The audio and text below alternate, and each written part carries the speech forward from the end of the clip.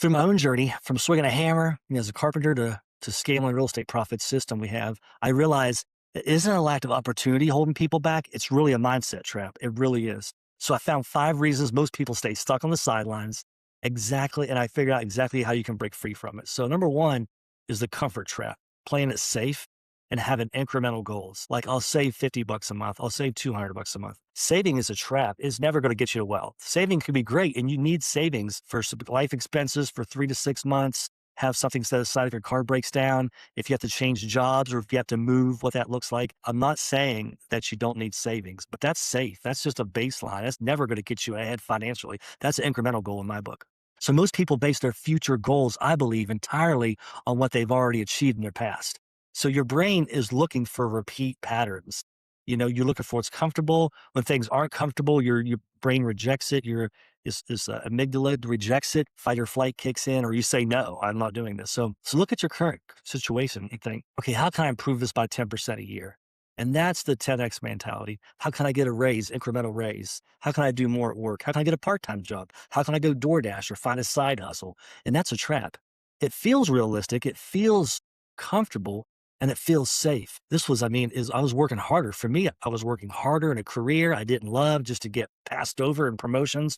I paused, I looked, and I saw in 5 to 10 years, it didn't get any better for me. Even if I did get a promotion, just a lot more work and only a little bit more money after a jump in the income tax bracket and then a minor raise. I thought, that sucks. This sucks.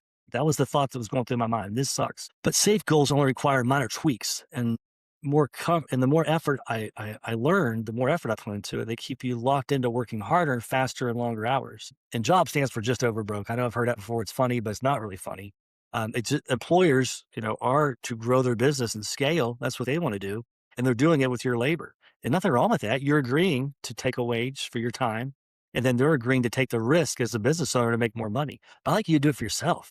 So don't get locked in. Working harder, faster, and longer hours is what I did for years. That's all I knew. I'd get to the job site early. I would pour in exhausting hours, stay late, repeat it all the next day, and I would get accolades. Oh man, you're one of the hardest working people I know. The coworkers would say, other subcontractors, or the owners would say, thanks so much for the extra effort. And I felt good for a second, but it didn't equate to dollars for me. It did not equate to dollars. I stay late. I'd repeat it all the next day. And I thought that's what success required.